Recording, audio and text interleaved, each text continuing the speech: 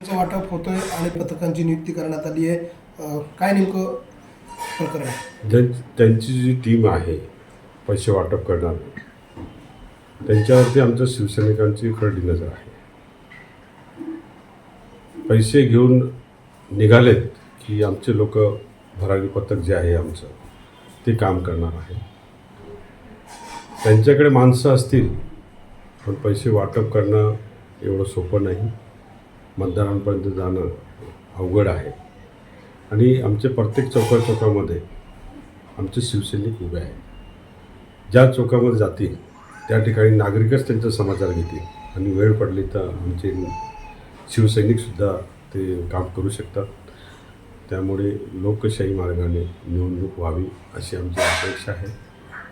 लोकशाही मार्गाला पुढं बाधा येईल अशी कृती कोणीही करू नये अशी आमची विनंती आहे. काल परवा काही तक्रार होती, काय तक्रार आहे तुमच्यामध्ये? घोटी गटातलं शेनवड म्हणून गाव आहे, तिथं पैशांची वाटप होते. रात्री ऑब्झर्व्हरला फोन केला, खांडे म्हणून ऑब्झर्व्हर होते. त्यांनी लगेच 15-20 गाड्या त्या ठिकाणी पाठवल्या आणि वेळीच बंदोबस्त केला. गोंदे फाट्यावरती हेमंत गोडसेच्या होल्डिंग आचारसंहिता संपल्यानंतरसुद्धा 6 वाजेनंतरसुद्धा 10 वाजेपर्यंत रात्री लागलेल्या होत्या. त्याची तक्रार आली होती. त्या होल्डिंग काढायचं कामसुद्धा ऑब्झर्व्हरने लगेच केलं, परंतु गुन्हा मात्र अजून दाखल केलेला नाही. गुन्हा दाखल व्हायला. एबीपी माझा, उघडा डोळे बघा नीट.